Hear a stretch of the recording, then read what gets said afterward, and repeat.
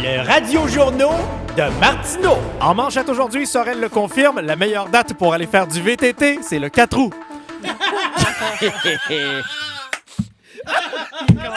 Le 4 août. Eh oui, on a compris. Et c'est parti dans l'actualité. On fait le tour aujourd'hui. Attention, après la COVID et la grippe porcine, il y a un regain de la grippe aviaire qui se promène un peu partout dans le monde. Et là, ça se propage encore plus vite qu'à l'époque. On se rappelle qu'il y a déjà eu des pandémies de grippe aviaire. Mais là, présentement, ça se propage encore plus vite que même la COVID. Et c'est sûr que ça se propage vite, la grippe aviaire, parce qu'il est impossible pour un oiseau de tousser dans son coude.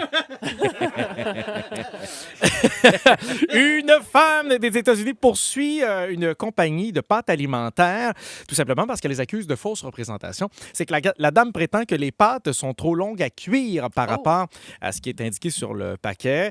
J'ai été étonné de cette nouvelle. Comme vous, c'est bien la première fois qu'une femme se plaint que c'est trop long. Est-ce que la dépression saisonnière vous guette, chers amis? Est-ce que vous manquez peut-être de lumière? C'est souvent le nerf de la guerre quand l'éclairage change. On vit une dépression saisonnière. Si vous filez encore de même, rendu à l'été, c'est une vraie dépression.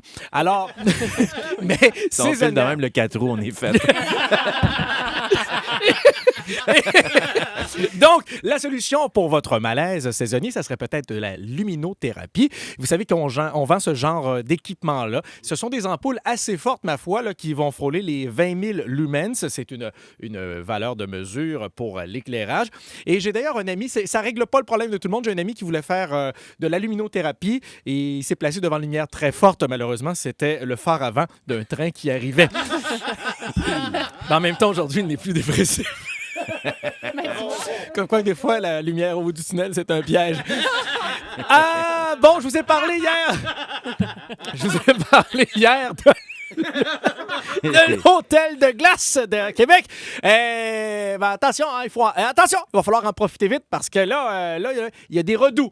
Et c'est probablement une des dernières années où on pourra aller à l'hôtel de glace parce qu'avec le changement climatique, maintenant, on a plus de pluie que de neige et l'hôtel est en train de fondre. D'ailleurs, ça complique la chose pour bien du monde. On écoute cet extrait. Bonjour, monsieur, dame. Bienvenue à l'hôtel de glace. On va juste déposer vos valises ici dans la chambre. Malheureusement, on vous rappelle que la piscine est fermée. C'est pas grave, on est une dans la chambre. Et en terminant, je vous parle aujourd'hui d'un voleur assez audacieux. Lui qui a été arrêté à l'aéroport avec 4 Rolex dans le derrière. Oui, il avait volé ça dans une bijouterie des Rolex, puis c'était...